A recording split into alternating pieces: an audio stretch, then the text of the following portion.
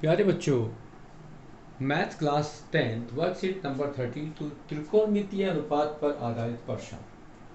यहाँ आप त्रिकोणमिति के आधार पर कुछ क्वेश्चनों को देखेंगे। तो जो आपकी जो वर्कशीट में यहाँ पर कुछ बताया गया है उसको हम ऑलरेडी अपनी पहली और दूसरी वीडियो में रिकॉल करा चुके हैं, बता चुके हैं, समझा चुके हैं कि यदि किसी भी समकोण त्रिभुज में हम देखेंगे तो कोण के सम्मुख भुजा को लंब या सामने वाली भुजा कहेंगे और सबसे बड़ी भुजा को कर्ण कहेंगे और तीसरी भुजा को आधार कहते हैं। तो यहाँ हमारे साइन का जो रिलेशन है वो लंब बटे कर्ण होता है, कोस का आधार बटे कर्ण होता है, टेन का लंब बटे आधार होता है। यहाँ कोसेक को कर्ण बटे लंब कहते हैं, सेक कर्ण आधार और कोट को आधार बटे लंब कहते हैं। तो यहाँ सम्मुख भुजा कोण के सामने वाली भुजा को कहते हैं और संलग्न भुजा आशा आधार कोण आधार भुजा को कहते हैं। अब यहाँ साइन थीटा कोसेक का व्युत्क्रम होता है तो कोसेक साइन का व्युत्क्रम होता है, कॉस सेक का होता है तो सेक कोसेक का होता है, सेक कोस का और सेक कोस का तो कोस सेक का रेसिप्रोकल होता है, व्युत्क्रम होता है। टेन कोट का होगा और कोट के लिए एक दूसरा रिलेशन है साइन थीटा कोण कोस थीटा, ये आपकी पहली वर्कशीट में भी था। कोट कोस थीटा कोण साइन थीटा भी होता है। यहाँ आपके पास कुछ उदाहरण दिए गए हैं। यदि sine 7 tan theta 7 tan five equal to 4 तो 7 sin 5 minus 3 cos 5 upon 7 sin 5 plus 3 cos 5 का मान ज्ञात करो। तो यहाँ पर आपके पास tan थीटा 4/3 हो जाएगा। यहाँ पर tan 5 जो आपके पास 4/7 है, तो इसको दो तरह से कर सकते हैं आप कि पहले साइन कोस में या तो हम समकोण त्रिभुज बना के पाइथागोरस थ्योरम से तीसरी भुजा जो कर्ण भुजा है उसका मान निकालें, या हम यहाँ पर दोनों पक्षों में नोमिनेटर और डिनोमिनेटर में अंश और हर में cos 5 से डिवाइड कर दें तो 7 tan 5 माइनस 3/7 tan 5 प्लस 3 हो जाएगा और tan 5 का मान रख दें 4/3 तो इसका आंसर आपके पास 1/7 आ जाएगा। उदाहरण नंबर 2 जो ऑलरेडी पहले कर चुके हो, पिछली वर्कशीट में भी दिया गया है कि दिए गए चित्र में tan p minus cot r का मान ज्ञात करो, जिसमें सबसे बड़ी भुजा 13 है, आधार भुजा 12 है, लंब भुजा आप पाइथागोरस प्रमेय से निकालेंगे तो 5 सेंटीमीटर आएगी। और नयन कोण को देखते हुए आप यहाँ tan p और कोट r को जब निकालोगे और उनका मान रखोगे तो आंसर 0 आएगा। यहाँ पर क्वेश्चन नंबर 3 जो आपके पास दिया गया है, इस क्वेश्चन में थोड़ा सा कंफ्यूजन है। यदि आप इस क्वेश्चन को एक दूसरे मेथड से करना चाहें तो आप जो उससे भी कर सकते हैं। यहाँ आपके पास कुछ और जो एग्जाम्पल्स हैं वो भी दिए गए हैं।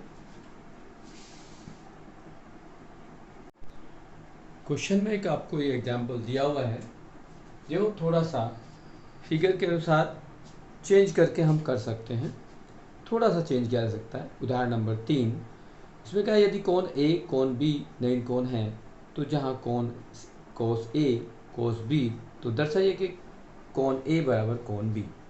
तो हम इस क्वेश्चन के लिए ए सी बी एक समकोण त्रिभुज लेते हैं।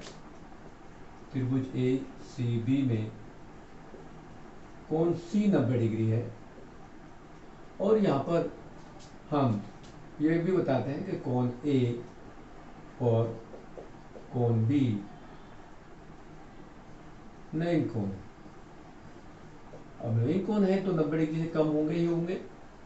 अब यहाँ पर देखेंगे कि यदि हम कोण ए के लिए कोस का मान निकालते हैं तो कोस ए हमें दिया गया कि कोस ए कोस बी के बराबर है, ये भी दिया गया है। अब यदि हम कोस ए का मान लेते हैं तो कोस ए क्या होता है, कोस ए होता है किसी भी कोण के आधार भुजा और कर्ण के बराबर। मतलब यहाँ से हम लिखें तो ये ए सी अपॉन ए बी होगा। और यदि हम cos b की बात करेंगे तो cos b का मान होगा हमारे पास cos b के लिए आधार BC होगा और कर्ण AB होगा।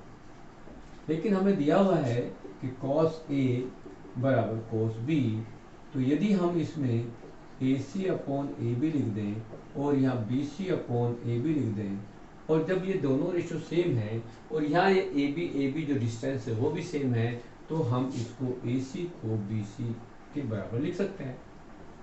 और यदि किसी त्रिभुज की दो भुजा बराबर होती हैं तो उनके सम्मुख कोण भी बराबर होते हैं। तो यहाँ लिख सकते हैं कि कोण A बराबर कोण B, क्योंकि किसी त्रिभुज में किसी त्रिभुज में यदि दो भुजा बराबर हों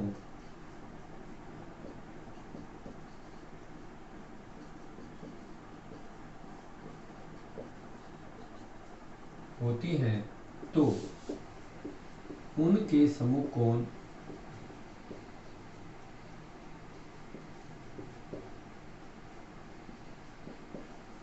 बराबर होते हैं।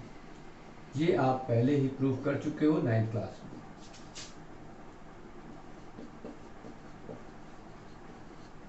आप इस तरह से करेंगे तो ये आसान होगा।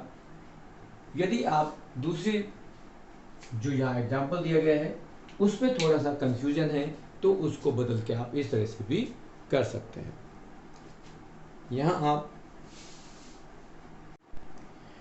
क्वेश्चन नंबर फर्स्ट में आपको कहा गया है कि आपके पास ट्रायंगल में ए और क्यू दोनों निकोण हैं जिसमें साइन बी बराबर साइन क्यू है, तो सिद्ध कीजिए कि कोण ए क्यू के बराबर है।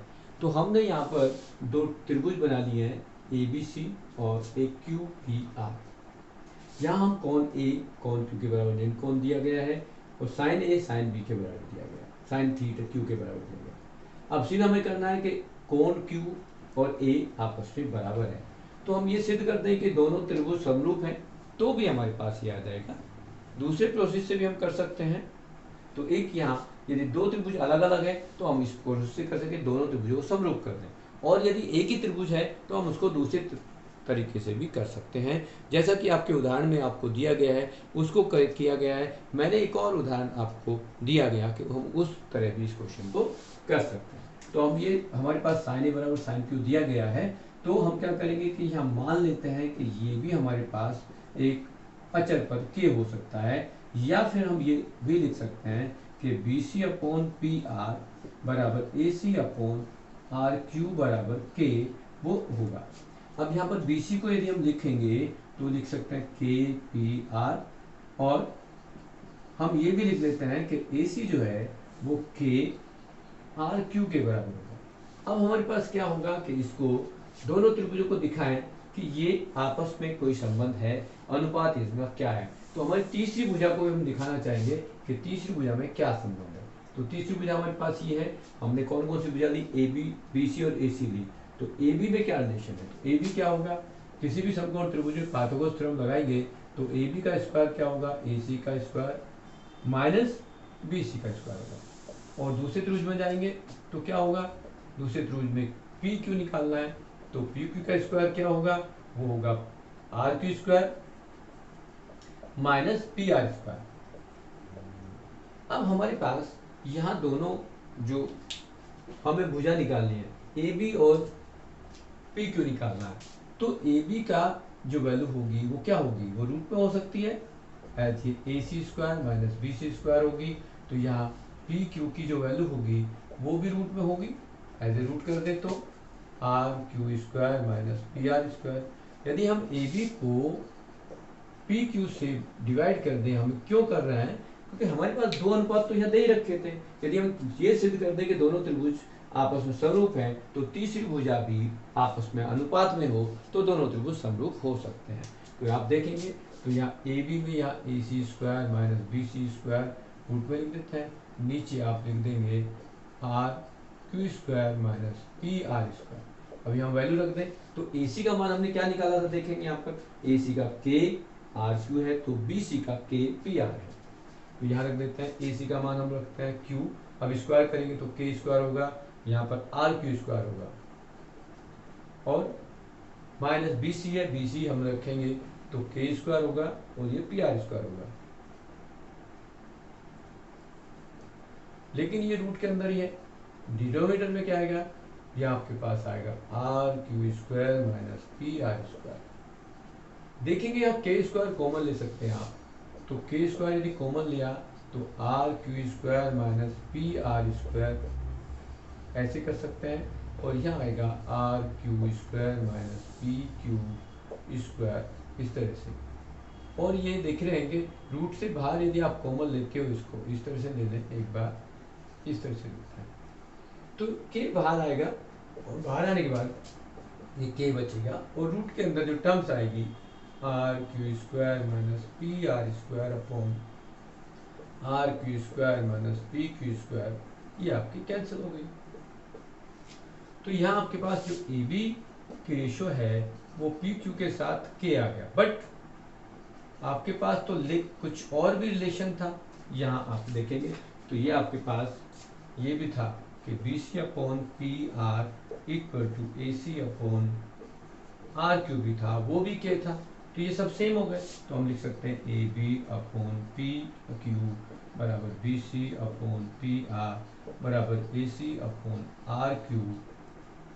देयरफॉर अब क्या रिजल्ट हुआ, जब आप किसी त्रिभुज की सारी भुजाएं आपस में अनुपात में है तो त्रिभुज ए बी सी समरूप होगा त्रिभुज क्यू पी आर। किस नियम से, यहाँ लिख सकते हो तीनों भुजाओं के नियम से ये समरूप हो गया। क्या कहेंगे, कोण ए बराबर कोण क्यू हो गया, और यही हमें सिद्ध करना था।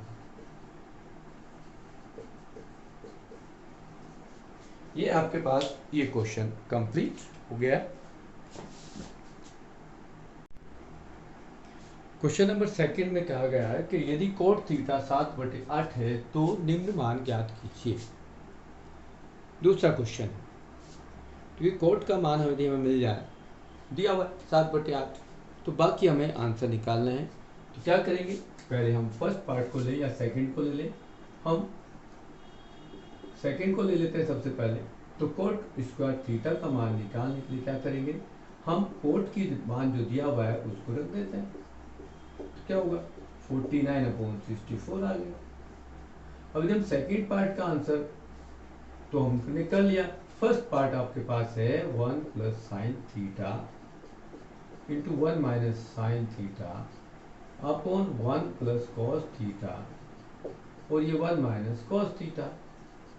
यदि आपके पास फॉर्मूला मालूम हो कि कोई ये फॉर्मूला होता है तो इसको आप डायरेक्टली यहाँ प्रयोग कर लें कि ए स्क्वायर माइनस बी स्क्वायर होता है, तो यहाँ भी यूज कर देंगे। तो यहाँ आएगा 1 माइनस साइन स्क्वायर थीटा, और यहाँ आएगा 1 minus cos square theta. Already हम कुछ नियम और बता चुके हैं कि यहाँ पर इसको हम चेंज कर सकते हैं, आइडेंटिटी के द्वारा चेंज कर सकते हैं। वैसे यदि हम इनके कॉट की हेल्प से, यदि ये लंब बटे आधार कोट है तो आधार बटे कर्ण, यहाँ तीसरी भुजा निकाल लें और फिर इसका प्रयोग करें तो निकाल सकते हैं। एक नियम ये भी हम कर सकते हैं कि यहाँ पर साइन जो है वो 1 minus sine square theta cot square theta होता है, और दूसरा ये साइन स्क्वायर थीटा होता है जो कोट स्क्वायर के बराबर होता है, और फिर हम कोट का मान रख दें तो ये भी आपके पास 49/64 आ जाएगा। अब इसको सेकंड मेथड से आप करना चाहेंगे तो सेकंड मेथड में आप क्या है, अदर मेथड लें दूसरा, तो 1 प्लस साइन थीटा और ये 1 माइनस साइन थीटा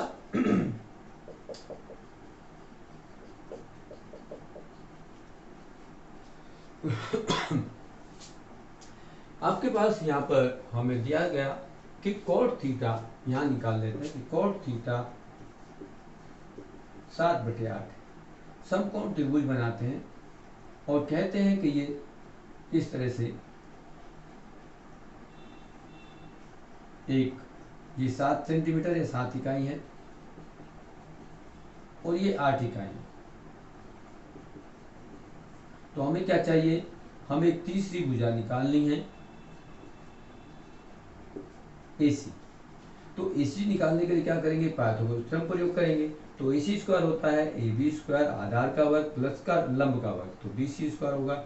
और यहाँ हमने जब 7 इकाई है तो इसमें ये जरूरी नहीं है कि जो अनुपात में दे रखा है कि वही वैल्यू है, तो हम इसको यहाँ लिख सकते हैं 7K और ये 8K, यहाँ 7K यहाँ 8K। तो यहाँ A भी हमने क्या लिया, 7K लेंगे, 7K का स्क्वायर हो जाएगा, ये 8K का स्क्वायर हो जाएगा। अब आपके पास 49K स्क्वायर और ये प्लस 64K स्क्वायर हो गया। इनको आप जोड़ दोगे तो क्या होगा, 9 4 13 और 6 4 10 और 1 12 11 K स्क्वायर हो जाएगा।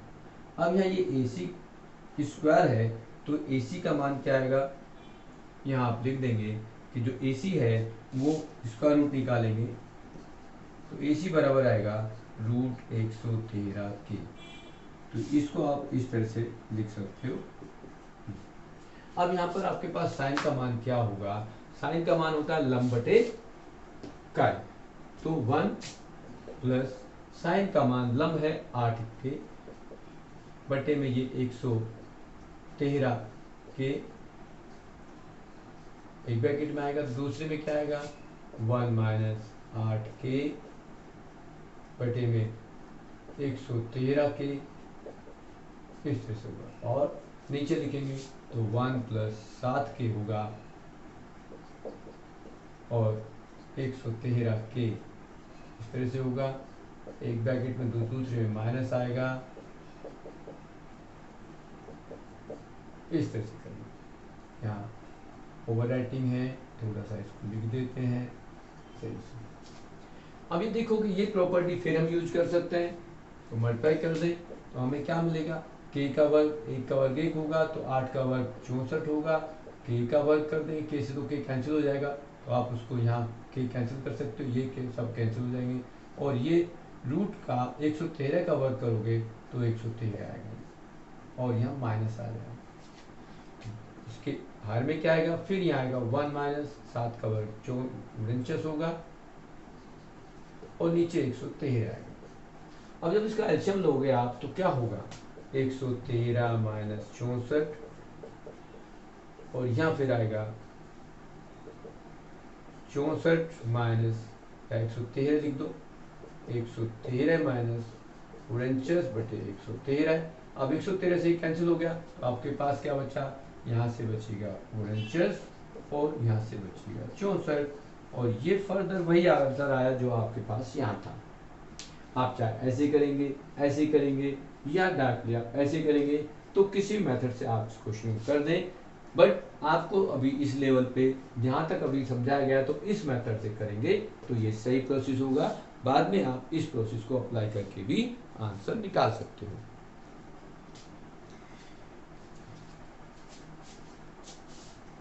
नेक्स्ट क्वेश्चन नंबर 3 क्या है कि त्रिभुज ACB लीजिए जिसका कोण C समकोण है, इसमें AB 29 इकाई है, BC 21 इकाई है और कोण ABC थीटा है। तो निम्नलिखित के मान ज्ञात करो।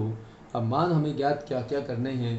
Sign cos square theta plus sine square theta और cos square theta minus sine square theta. तो हम यहाँ लिख देते हैं क्या क्या हमें चाहिए। नंबर 1 हमें चाहिए कोस square theta plus sine square theta और सेकंड क्या चाहिए?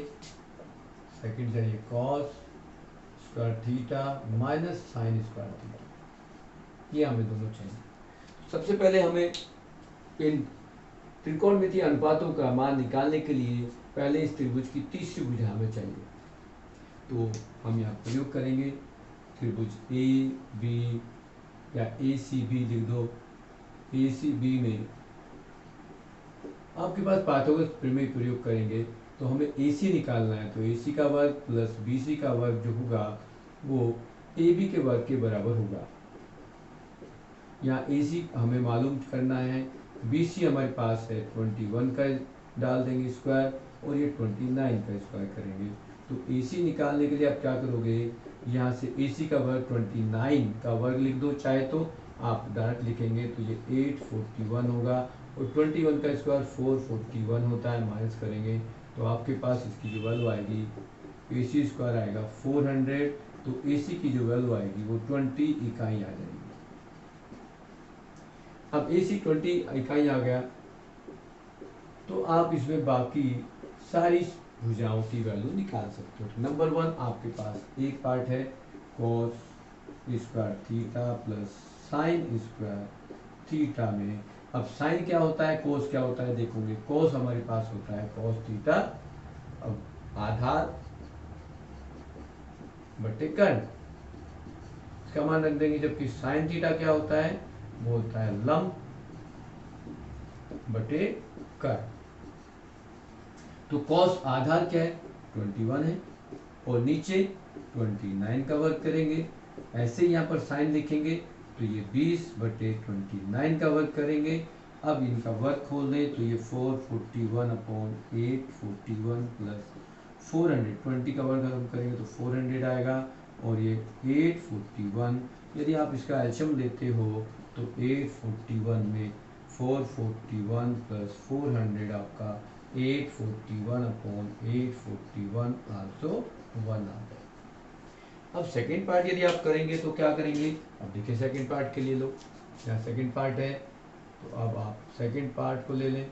कॉस क्या वैल्यू आप फिर यहाँ रख देंगे, तो cos square theta minus sine square theta, तो कोस स्क्वायर थीटा आपने क्या रखा है, यहाँ रख देंगे 21/29 का वर्ग, यहाँ रख देंगे 20/29 का वर्ग। फिर आप यहाँ इनको खोल दें तो ये 441, ये 841 माइनस 400/841। अब यहाँ एल्शियम लेंगे तो ये आएगा 441 माइनस 400, और नीचे आएगा 41/4 841।